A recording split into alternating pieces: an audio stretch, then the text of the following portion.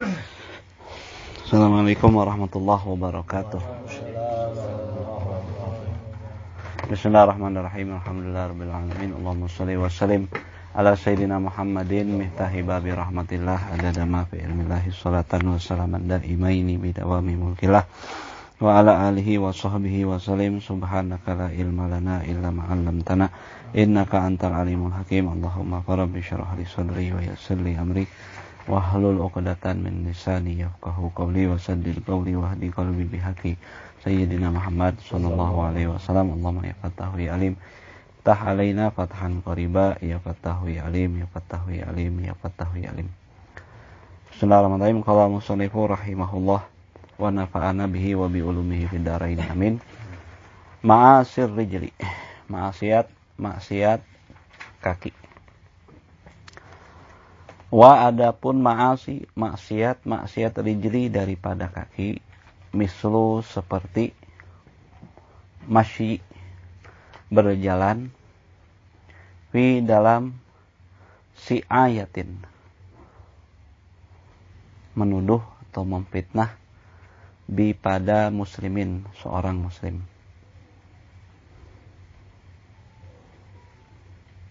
Atau qatlihi berjalan untuk membunuhnya, memeranginya. Atau ma segala perbuatan yang yadurruhu dapat membahayakan si muslim, langkah-langkah yang dapat tujuan yang dapat membahayakan, memudaratkan muslim, bi ghairi haq, tanpa ada alasan yang benar. Ini contoh-contohnya. Syara'a memulai mu'alifu rahimahullah. Nah, mu'alif di sini Al-Habib Ahmad bin Zain Al-Habsyi rahimahullah, memulai fil kalam anil ma'asir rijli, dalam membahas apa sih maksiat kaki itu. Wa min ma'asiha, di mana di antara maksiat kaki itu al-masyu fi si ayatin, berjalan melangkahkan kakinya, visi ayatin bi muslimin, dalam upaya memfitnah seorang muslim, ila nahwi sultan, contoh kepada sultan, ke penguasa. Ya kan, namanya penguasa punya kuasa, punya titah, punya kekuatan gitu ya. Sehingga kalau fitnah sama kuasa, dia melakukan mudarat sama si orang yang terkait di fitnahnya tadi lebih kuat. Nah itu ya. Si ayah, adapun yang dimaksud si ayah di sini tadi, si ayah.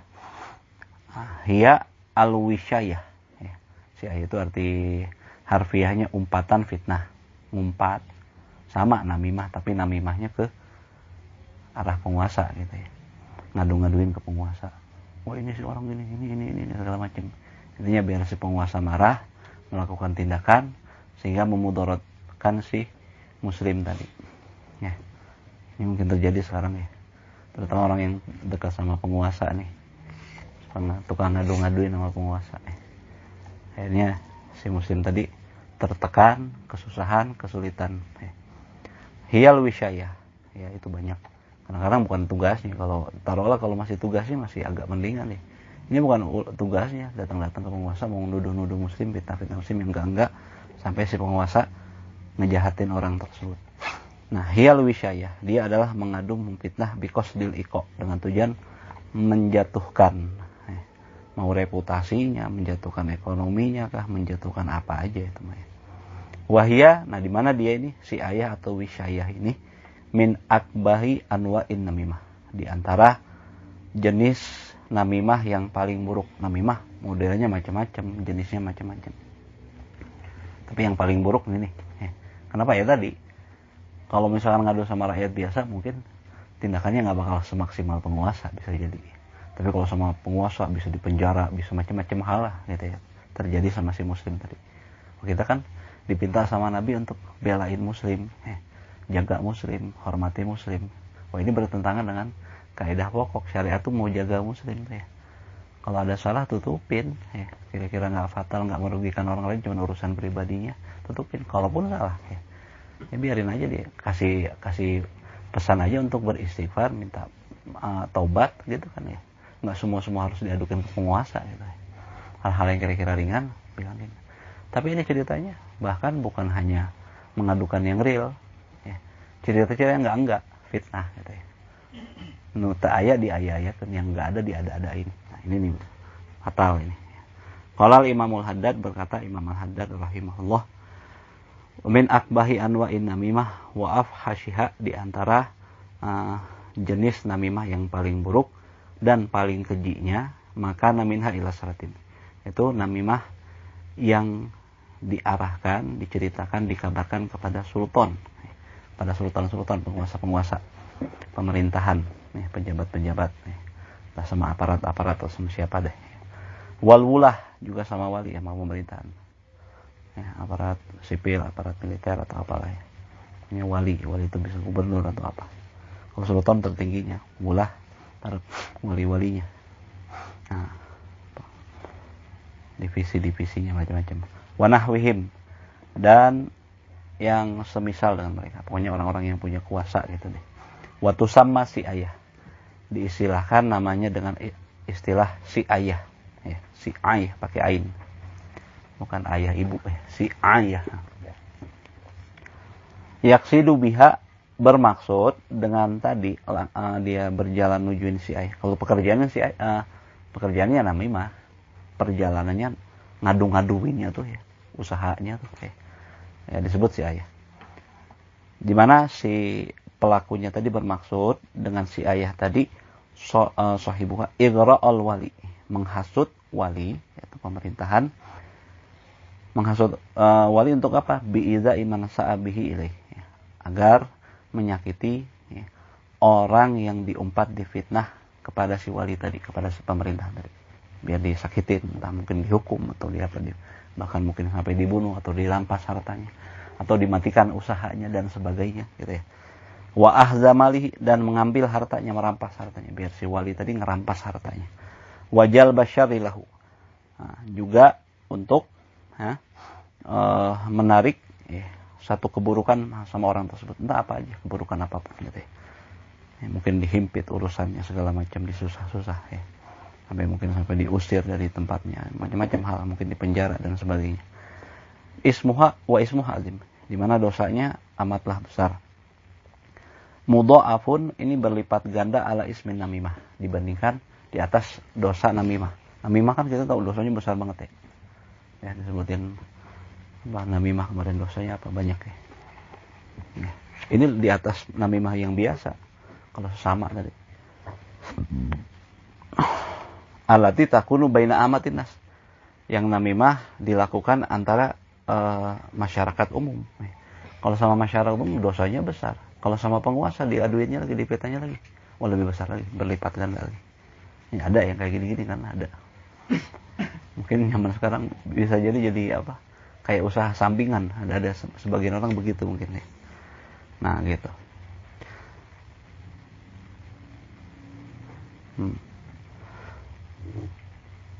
Wa min ma'asir rijli aidon, lalu di antara itu ya si ayah. Pertama si ayah. Maksiat kaki pertama, berjalan tujuannya datang ke penguasa untuk mengadukan, memfitnah, mengumpat muslim agar si penguasa tadi menekan, menjahati dia, merampas hartanya dan sebagainya. Intinya yang mudarat sama si muslim tadi. Jadi ngomporin penguasa. Wa min ma'asir rijli aidon, lalu yang kedua di antara maksiat kaki juga al-masyu ila fi qatli muslimi bi ghairil haq. Itu berjalan melangkahkan kaki. Langkahnya tadi tujuannya untuk membunuh muslimnya jelas ya. Langkahnya juga dosa gitu.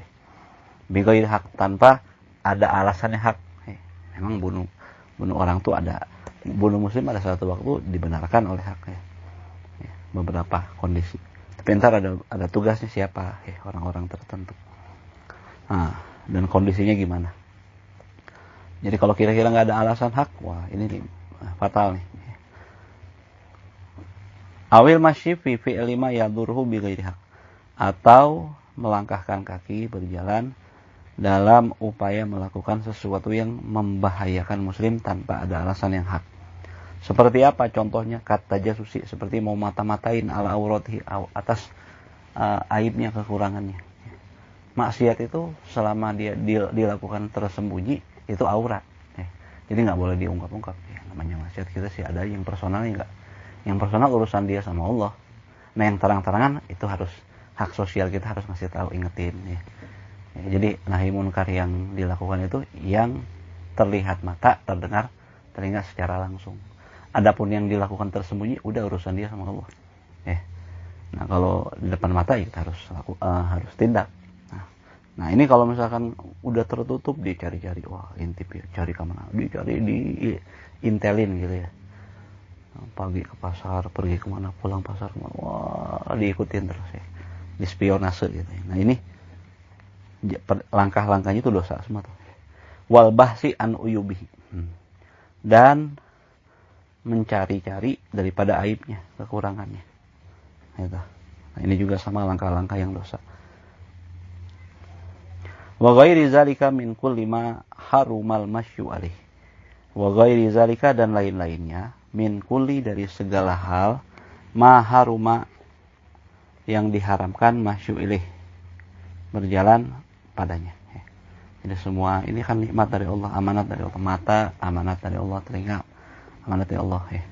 Kalau nggak dipakai taat ya minimal ya dipakai mubah lah, jangan dipakai yang nakal gitu ya.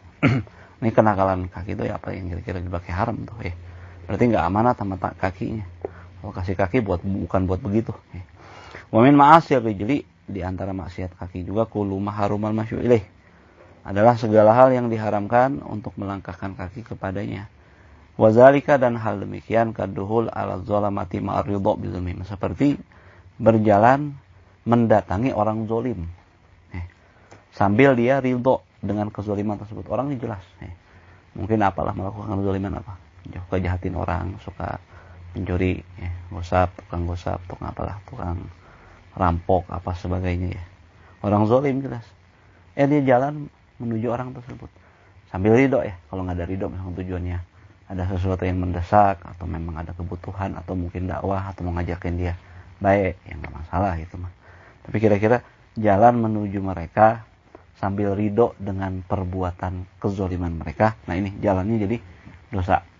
Wa i'anatuhum ala dzulmihim, dan perjalanan yang dalam rangka menolong kezaliman mereka. Dan itu juga menjadi, walaupun nggak nolong, datang ke mereka seakan menyetujui mereka, sama aja menolong mereka, membenarkan mereka atas kezaliman mereka. Nah ini dosa juga langkah-langkah itu. Jadi memang mestinya diasingkan. Maksudnya diasingkan bukan untuk apa namanya, menghinakan dia, semata-mata apa ngeremehin, itu bukan. Maksudnya biar mereka terasa tertekan, salah, merasa salah ya. Biar timbul rasa salahnya tadi. Jadi itu juga termasuk nahi munkar, kita mengasingkan mereka dalam konteks agar mereka sadar. Ya itu sama nahi munkar juga. Wah tadi agaulan, mah teman-teman misalkan orang yang melakukan dosa apa, mungkin suka mencuri, suka bunuh orang, apa dan sebagainya, ya, tukang riba dan sebagainya. Asingkan. Tujuannya apa? Kurangnya batur ngajauhan orang. Ya. Kenapa orang jauhin saya? Kenapa ya?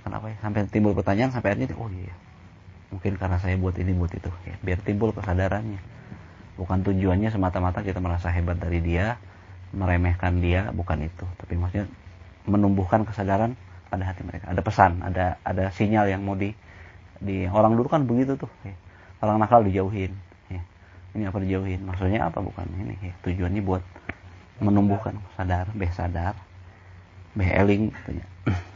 Qala Hujjatul Islam, berkata Hujjatul Islam Al-Imamul Ghazali rahimahullah, wa amma rijlan, adapun kedua kaki, fahfadhuma, maka jaga keduanya, antamsya bihima ila haram, daripada kau langkahkan kedua kakimu itu kepada sesuatu yang diharamkan Allah. Apa aja perbuatan haram, maka melangkah pada perbuatan haram tersebut adalah langkah yang haram. Autas abihima ila babi sultanin zalim. Nah ini juga nih, lagi banyak hobi ini sekarang nih. Atau berjalan dengan kedua kaki tadi menuju pintu-pintu sultan yang zalim, penguasa yang zalim. Ada sesuatu lah, modus lah datang. datang ke sultan zalim, udah tahu zalim ini jahat orangnya, datangin, diakrabin, dibawain, nah gitu ya. Fal masyu ila salatin az-zalamati, maka berjalan mengunjungi sultan-sultan yang zalim min ghairi daruratin, syaratnya tanpa ada darurat, wa irhakin, dan tanpa ada tujuan menekan mereka melakukan amanah dengan baik. Nah, berarti kalau ada darurat nggak apa-apa, darurat butuh apa, mau buat mau buat apa dan sebagainya, ya nggak masalah, itu memang darurat. Ada kebutuhan, mau buat surat-surat apa sebagainya, itu kebutuhan. Ada hal yang mau disampaikan, mau diadukan, ya kebutuhan. Darurat itu butuh hajat. Atau irhakin, tujuannya irhak itu apa? Mau neken, maksudnya neken, kasih pesan, atau amanat, itu tugas pemerintahan depan kira-kira. Nah, tujuan itu artinya dakwah juga. Nah, kalau gitu nggak apa-apa. Kalau irhak sama darurah nggak apa-apa. Tapi selain irhak sama darurah, maksiat. Itu maksiat. Hah? Ngopi. Ngobrol. Nggak ada tujuan apa-apa. Nggak ada tujuan. Nggak ada darurat, nggak ada irhak. Kenapa? Fa'innahu tawadu'un wa ikramun lahum. Karena mengunjungi sultan yang zalim merupakan tawadu dan pemuliaan pada mereka. Bentuk ngemuliain, berarti ngamuliakan orang. Geus nyaho zalim, dimuliakan. Geus nyaho jahat, tawadu sama itu. Enggak boleh tawadu sama orang kayak gitu ya. Tawadu itu sama orang yang biasa, muslim yang biasa. Orang yang soleh, tawadu gitu. Maksudnya bukan artinya kita merasa besar sama orang kayak itu, maksudnya mereka tadi tujuannya pesan. Jadi sama yang kayak itu dengan agak-agak sengak-sengak gitu, sombong-sombong dikit sama yang gituan mah. Yang sultan zalim mah, sengak-sengak, tapi sengak dalam fisik ya. Hati nggak boleh sengak. Artinya biar ada pesan. Kalau dibiarin itu jongjon dengan kesalahan. Jangan sampai dia tenang dengan kesalahannya. Maksudnya begitu. Wa qad amarallahu ta'ala bil iradi anhum, di mana Allah Subhanahu wa taala sudah memerintahkan kita untuk berpaling dari sultan yang zalim. Itu perintah Allah. Allah nyatakan apa dalam firman-Nya? Biqaulihi ta'ala wala tarkanu ilal ladzina zalamu fatamassakumun nar. Jangan pernah kalian rukun, wallahu alam bihaqiqatul Rasulullah. Jangan pernah kalian rukun dengan orang-orang yang zalim, siapapun itu, apalagi penguasa. Penguasa kezalimannya lebih meluas, merata. Kenapa? Fatamassakumun nar. Nanti akan menyentuh kalian neraka. Wanti-wanti, warning. Maksudnya dekat ya, udah dekat-dekat rukun namanya kayak itu bahaya. Tar fatal, jauh-jauhnya bisa masuk neraka benar. Pakai istilahnya masa menyentuh. Disentuh neraka. Warning, paham enggak? Hati-hati yang macam-macam dekat-dekat sama yang kayak gitu. Ntar malah tercebur sama neraka juga. Wa i'anatan lahum ala zulmihim. Dan apa tadi? Wahwa di mana dia tadi ya? Berjalan dekat, suka majelas sama penguasa yang zalim. Itu taksirun li sawadihim. Merupakan bentuk berarti meramaikan kelompok mereka. Jadi komunitas mereka teramaikan gara-gara kita suka duduk akrab-akrab diri sama mereka. Jangan membesar komunitas mereka. Jadi zalim jadi komunitas. Wah, ini kiai, mama ayah aja datang ke saya. Jadi komunitasnya makin besar, makin kuat. Kenapa? Dapat support, dapat dukungan tadi. Wa i'anatan lahum ala zulmihim. Dan dapat menolong mereka atas kezaliman mereka. Jadi kayak support atas kezaliman mereka. Fa in kana zalika sababan li talabi amwalihim. Lalu apalagi kalau misalkan hal tersebut datang ke sana, itu kan ceritanya cuma duduk-duduk aja, ngobrol-ngobrol, nggak ada sesuatu. Cuma datang ngobrol-ngobrol, akrab-akraban sama dia. Itu udah haram, nggak boleh. Kalau udah zalimah. Nah, kalau misalkan ternyata datangnya tadi sama penguasa yang zalim tadi ada merupakan sebab untuk cari harta mereka, dapatin harta, wah, sing menang amplop ya, sini menang apa, dapat jabatan, ini kan kepala satpam di sini nggak ada, kan apalah sesuatu, jadi ketua BUMN ini atau dan apa sebagainya gitu ya. Nah, fahuwa sa'yun ila haram, maka itu merupakan perjalanan yang haram. Gitu. Nah, ini satu sisi. Nah, sekarang kan mau bahas sedikit, ada penting sekarang menjadi bibit-bibit cerita fitnah juga.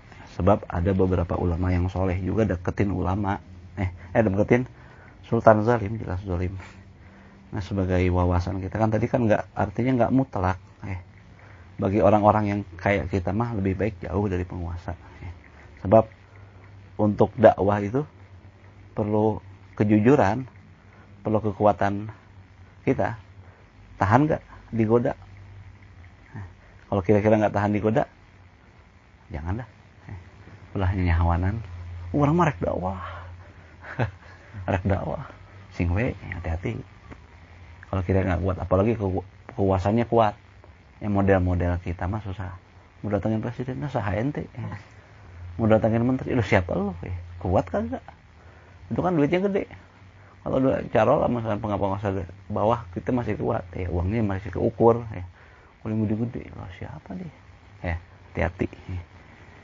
Setan nggak bakal berhenti untuk jeblosan kita ke arah-arah yang buruk gitu ya. Jangan sampai kita terjerembab gitu ya. Nah di sini ada dua ulama. Ini ulama soleh, orang baik, diakui sama ulama-ulama. Sebagai contoh ada usultan juga, ada ulama soleh juga yang datang sama penguasa, dekat sama penguasa, akrab sama penguasa.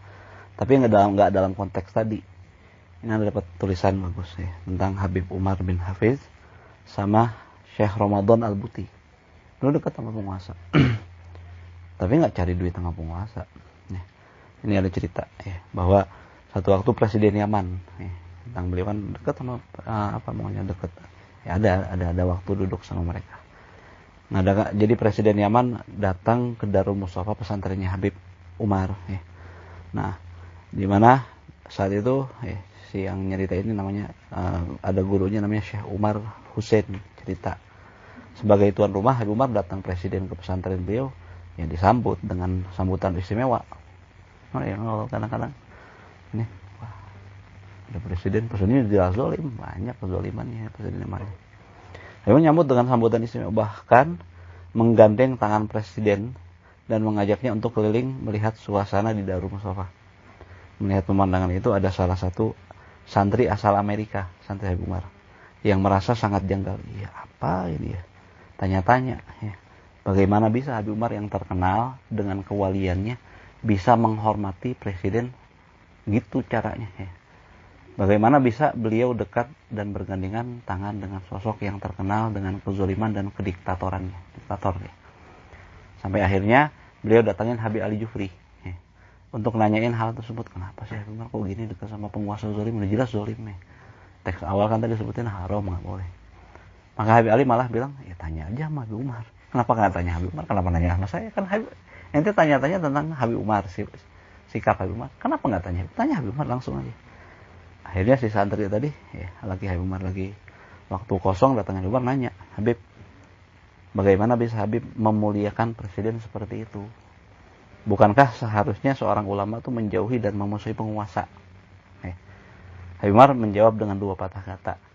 Dua patah kata tersebut yang meruntuhkan perasaan suzon santri tersebut selama ini. Udah pertanyaan-tanya lama nih, baru ada kesempatan bisa nanya.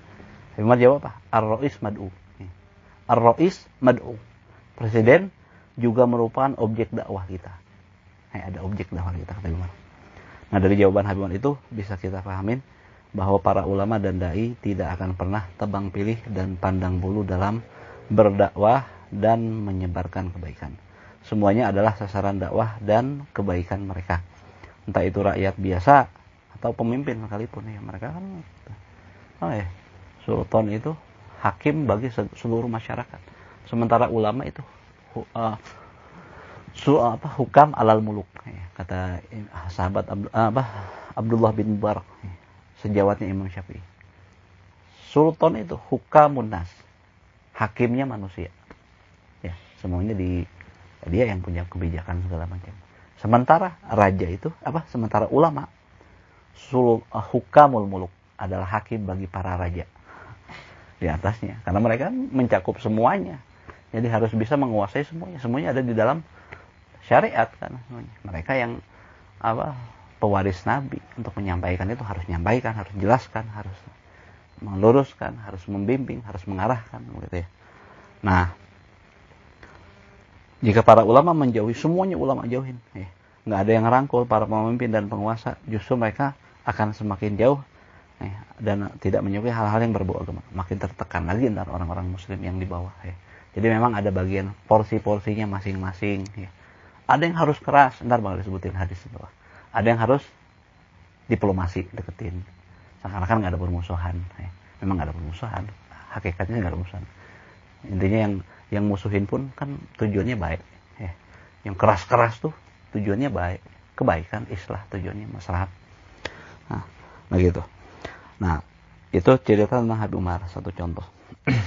Terus, dulu ulama terdahulu ada nggak yang dekat sama raja? Ada.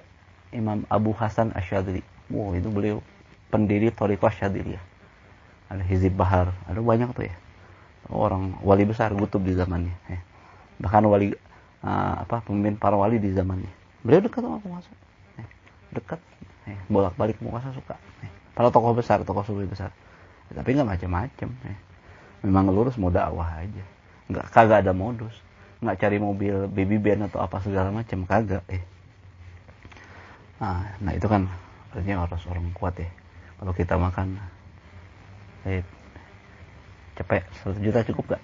Udah luntur kalau kita mah ya bisa ya, lemas gitu langsung.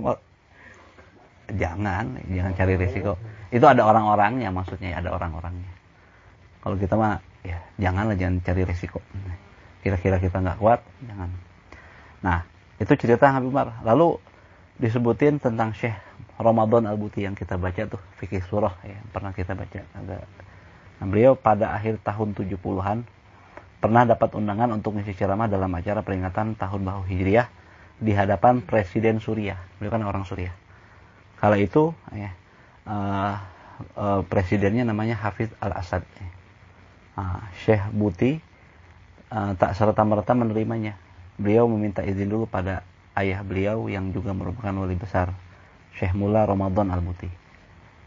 Dan di luar prasangka beliau ternyata ayahnya ngerestuin, ngasih izin untuk menerima tamu presiden tadi. Ya. Akhirnya beliau untuk datangin undangan presiden tadi. Akhirnya beliau datang, menemui undangan khusus dari presiden.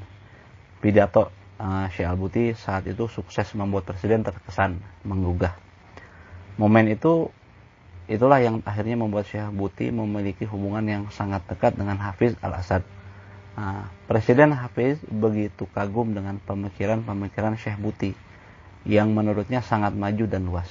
Sangat berbeda dengan pemikiran ulama-ulama lain yang hanya bisa mengkritik dan mencaci maki pemerintahannya di atas podium dan mimbar-mimbar. Kala itu Hafiz Al-Assad memang sedang sangat sensitif kepada ulama-ulama yang aktif dalam gerakan Islam. Khususnya saat itu Ikhwanul Muslimin, kita dengar kali ya.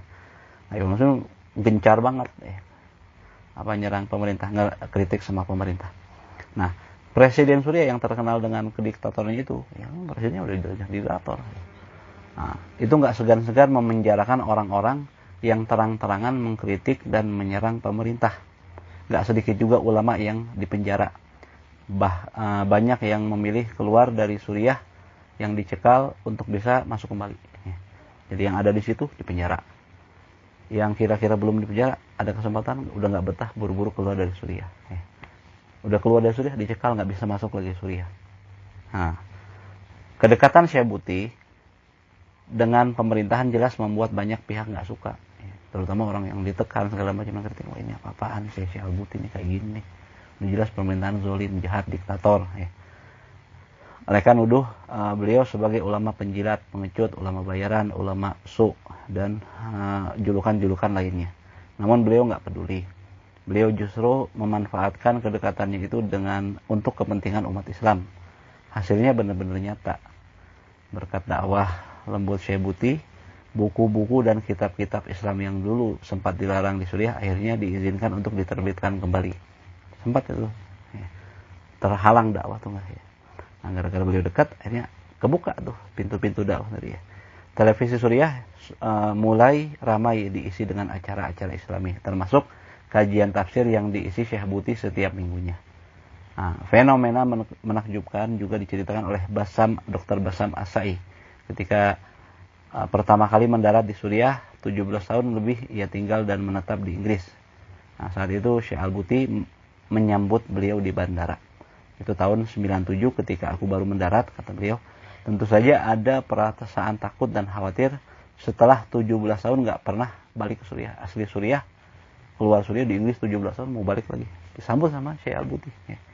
Nah saat itu Syekh Buti sudah datang untuk menyambutku. Ketika kami berpelukan, tiba-tiba ada sekitar 5-6 pembesar polisi, jenderal-jenderalnya gitu ya, berjalan menuju arah kami. Aku ketakutan dan bertanya-tanya, ada apa ini? Apakah mereka semua ingin menangkapku? Tapi terkejut diriku saat mengetahui bahwa mereka hanya ingin menculik Syekh Buti dariku. Mereka terlihat sangat menghormati beliau. Ada yang meminta fatwa mengenai problem istrinya. Ada yang curhat, mengapa Anda tidak menambah jam kajian Anda di televisi, wahai guru kami. Ada juga yang minta agar beliau meringankan bahasa kajiannya agar lebih mudah dipahami. Intinya semuanya dekat, pengen nanya-nanya tentang kajian itu semua. Akhirnya aku merasa tenang. Pertama karena aku tidak terjadi apa-apa. Kedua karena Suriah sedang baik-baik aja, nggak ada masalah. Di mana-mana yang aku ketahui, polisi-polisi merupakan golongan yang paling tidak peduli dengan fatwa-fatwa dan pembahasan agama sebelumnya. 17 tahun ditinggalin kok jadi kayak antusias, pengen tahu tentang agama gitu. Jadi apakah sebenarnya yang terjadi di Suriah setelah semakin lama aku tinggalkan? Jawabannya aku temukan setelah berkali-kali aku berkunjung ke Suriah. Selepas itu Suriah sekarang berkat dakwah Syekh Al-Buti sudah banyak berubah. Masjid-masjid, pesantren-pesantren bertambah semakin banyak. Orang-orang yang tertarik datang ke masjid atau belajar di pesantren kami meningkat setiap harinya. Makin banyak pemuda yang menjadi imam dan khatib masjid. Simbol-simbol agama semakin dihormati dan dimuliakan. Bahkan di sepanjang jalan Suriah semakin banyak wanita-wanita yang memakai hijab dan berpakaian sopan. Sebuah fenomena yang tidak pernah terbayangkan sebelumnya. Nah, setelah bertahun-tahun dekat dengan Syekh Buti, Presiden merasa ada sesuatu yang aneh. Penyebabnya adalah selama ini Syekh Buti sama sekali nggak pernah meminta imbalan apapun atas nasihat dan arahan yang beliau berikan. Nah, Syekh Buti memang nggak pernah manfaatin kedekatan sama Presiden meraup keuntungan dari duniawi gitu ya. Sejak dulu tetap beliaulah orang yang zuhud. Habib Ali-Jufri bahkan pernah cerita bahwa beliau 80 tahun hidup Syekh Al-Buti itu nggak punya mobil sama sekali. Mobil aja nggak punya. Selama hidupnya beliau dan keluarga juga tinggal di lantai 4 apartemen kontrakan. Ulama besar nih. Kalau dikira apa ya? Ulama besarnya ini nggak salah satu ulama paling berpengaruh dunia. Di 10 besar di abad ini. Syekh Al-Buti itu ya. Pakar fikih, pakar ini dikagumi dari ulama-ulama dunia beliau Syekh Al-Buti itu. Tapi beliau justru mengirimkan pesan untuk Presiden ini nih. Sampaikan salam hormat dan terima kasih gue untuk Presiden. Jadi akhirnya karena Presiden kayak gitu ya, untuk ngobatin penasarannya, kok ini nggak punya mobil, kok nggak punya rumah, cuman ngontrak. Presiden jadi kagak enak dekat sama saya, kok hidupnya begini-gini aja gitu ya. Hanya Presiden Habib ini memerintahkan anaknya namanya Basil untuk datangin Syekh Al-Buti tadi secara khusus. Nah, menyampaikan bahwa Presiden siap memberikan apapun yang Syekh Buti minta. Nah, tapi beliau justru mengirimkan pesan kepada Presiden, sampaikan salam hormat dan terima kasihku untuk Presiden, sampaikan bahwa aku tidak minta apa-apa, aku hanya minta satu hal, mintanya. Apa? Keluarkan mereka yang ada di dalam dan masukkan mereka yang ada di luar. Keluarkan mereka yang ada di dalam, masukkan mereka yang ada di luar. Maksudnya siapa? Isyarah tuh ya. Nggak ngomong terang-terangan, bahasanya halus. Ya, ini cara dakwah gitu ya. Maksudnya yang di penjara keluarin karunya, yang di penjara dia karunya luas lepaskan. Yang di luar, yang dicekal nggak boleh masuk, biar pada masuk. Udah, itu kan rakyat kamu, masyarakat kamu. Ibarat anak-anak kamu, ayomi mereka. Jangan dijahatin, jangan dimusuhin. Rangkul mereka, paham nggak? Gitu. Daripada nggak lama setelah itu ada 3.000 anggota Ikhwanul Muslimin yang kebanyakan dulunya mereka mencaci Syekh Buti dan menuduh beliau dengan sebagai ulama penjilat dan tuduhan-tuduhan lainnya. Karena beliau dekat sama pemerintah. 3.000 Ikhwanul Muslimin dibebasin. Dibebaskan dari penjara. Lalu cekalan boikot tokoh-tokoh Ikhwanul Muslimin yang ada di luar negeri juga dicabut oleh Presiden. Dikasih pintu biar masuk, silakan boleh masuk. Pada akhirnya tahun 2013 Syekh Buti yang sudah seorang bapak yang mengayomi masyarakat Suriah, ya, baru sadar orang, oh ternyata ini yang beliau maksud. Ya orang-orang baik itu kadang-kadang kita nggak harus maksa orang memahami kebaikan. Ya kebaikan itu nggak bisa dipahami langsung kadang-kadang ya. Oh mau ya Rasul juga dipahami kebaikannya lama kok. Baru berkembang dakwanya kapan? 13 tahun di Mekah. Apa baru menyebarnya bersungguh-sungguh setelah menjelang wafat? Berapa puluh tahun katanya. Sebagaimana Quran turun 20 tahun lebih, ya. Itu waktu berkembangnya apa namanya? Ya, surat Al-Fatah tuh. Inna fatahna laka fatuh. Bukan. Yang iza jaa nasrullahi wal fath, pembuka, terbukanya jalan Rasulullah. Sukses gitu. Baru suksesnya yang benar-benar datang orang berkelompok masuk Islam bukan satu-satu. Datang 100 masuk Islam 100. Datang satu kaum masuk itu datangnya kapan? Menjelang Rasulullah wafat. Kata ulama ada yang menafsirkan, yang mengartikan bahwa turun Quran itu kayak gitu. Untuk dipahami itu nggak bisa langsung. Makanya ajarin Quran sedini mungkin. Mungkin lagi kecil dia kagak ngerti. Beranjak usia, oh eta dibilangin sama guru saya dulu. Gini ya. Oh itu yang diajarin sama orang tuanya. Oh gini ya. Sadarnya belakangan. Tetap Al-Quran bakal ngefek sama orang. Lambat laun. Ada yang langsung, ya itu hidayah. Istimewaan. Tapi minimal kalau dia nggak itu yang disebutin sesuai Quran turunnya 20 berapa tahun tuh ya. Masanya tuh ya. 23 tahunan. Ya. Paling enggak 23 tahun itu adalah masa mereka untuk memahami itu. Ya. Karena nggak bisa langsung. Banyakan begitu. Itu buktinya Rasulullah baru diterima secara meluas di itu tuh. Ada sebagian ulama mengartikan begitu. Nah akhirnya beliau kan meninggalnya syahid ya. Ketika ngajar tafsir di masjid ya, dibom ya Syekh Al-Buti ini ya. Orang-orang radikal yang halal, orang-orang Wahabi ekstremis ya, yang bunuh beliau ini. Nah, dulu Rasulullah SAW sebagai penutup pernah ngejelasin kita warna-warni dakwah. Dakwah itu berwarna-warni, bermacam, modelnya macam-macam. Muslim itu baik dimanapun beradanya. Seperti air, dimanapun dia berada, ada manfaatnya, ada gunanya, ada fungsinya masing-masing. Air laut ada fungsinya. Mau dihilangin air laut nggak bisa. Air sungai ada fungsinya, air sumur ada fungsinya, bahkan air got aja masih ada fungsinya. Gitu ya. Walaupun fungsinya beda-beda, perannya beda, dampaknya beda-beda. Nah, Rasulullah pernah bilang apa? Inna fis sama malakain ahaduhuma ya'muru bisyiddah wal ahar ya'muru bilayyin. Sungguhnya di langit itu tuh ada 2 malaikat. Yang satu merintah dengan keras, yang satu lagi merintah dengan lembut. Nah, wa kullun musibun, semuanya benar. Yang merintahin dengan keras benar. Malaikat kok mau salah gimana? Yang merintahin dengan lembut benar, kata Rasulullah. Nah, siapa itu? Itu mereka adalah Jibrilun wa Mikail. Jibril dan Mikail. Nah, siapa kalau wa nabiyyan ahaduma ya'muru bilayyin wal akhar bisyiddah. Ada 2 nabi juga. Yang satu memerintahkan dengan lembut, yang satu memerintahkan dengan keras. Wa kullun muslimun, semuanya benar. Siapa? Yang lembut Nabi Ibrahim, yang keras, tegas Nabi Nuh. Lelepin semua ya Allah. Tapi setelah 950 tahun dakwah, ini ketemu orang, anaknya, cucunya, cicit, kafir semua, kafir kabeh. Udah ngajarin umatnya 40, 80. Ngambeknya bukan ngambek pribadi, ngambek Allah diingkari. Ya Allah turunin banjir dileg-leg semua sebumi dah. Keras Nabi Nuh, girohnya kencang banget ya. Nabi Ibrahim minta ampunan buat orang-orang yang bahkan kafir sampai akhirnya dilarang mau nggak bisa minta ampunan itu ya. Lembut Nabi Ibrahim, sama kayak Malaikat Jibril tadi, malaikat yang lembut. Kalau malaikat Nuh keras ya. Itu kan nurunin siksa apa ya, bagian-bagian perazab-azaban makanya kayak itu ya. Nah, wali sahiban. Aku nih bukan punya 2 sahib.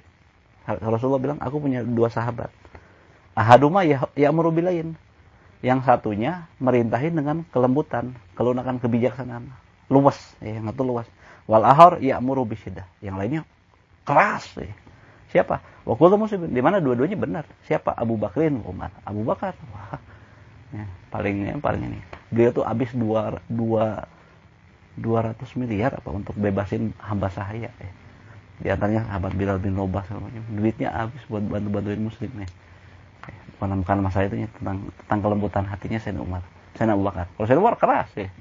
Wah, sampai sahabat aja betapa banyak sahabat yang sampai dicambuk. Sahabat Nabi ini dicambuk sama Sayyidina Umar ya. Enggak tanggung-tanggung nih. Ibaratnya ya, orang-orang tokoh-tokoh aja. Kalau salah enggak ada urusan, cambuk nih sama beliau sendiri langsung ya. Gitu ya. Nah, ini.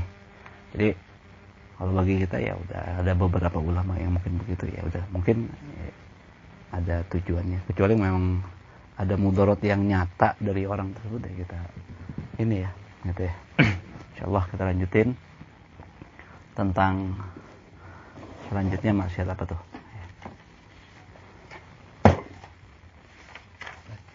maksiat farji yang ke depan. Wallahu a'lam bishawab. Ya kan tadi ya sebagai penutup tadi lupa. Nah, ada ulama yang keras, ada ulama yang lembut. Ketika seorang penguasa udah berbagai macam cara agar sampainya taufik hidayah sama ulama, disampaikan sama para ulama, pewaris para nabi nih ya, yang jujur dengan kekerasannya, jujur dengan kelunakannya, masih enggak juga. Nah, makin berat mereka, menjadi makin besar hujatan Allah ntar di pengadilan Allah. Geus datang nu bager aya, nu galak aya, maneh kekewe tengawaro. Nah, ini makin besar dakwahan mereka ya. Jadi Allah tuh memberikan hidayah sama orang tuh dengan berbagai macam cara. Datangnya ada orang yang lembut segala macam, masih enggak juga, ntar bakal membuat orang tuh makin sulit dakwahannya ntar di hari kiamat. Enggak ada alasan lagi, enggak ada pembelaan lagi buat dirinya. Itu ya. Nah gitu. Wallahu a'lam. Ya, subhanakallahumma wa bihamdika asyhadu an la ilaha illa anta astaghfiruka wa atubu ilaik. Assalamualaikum warahmatullahi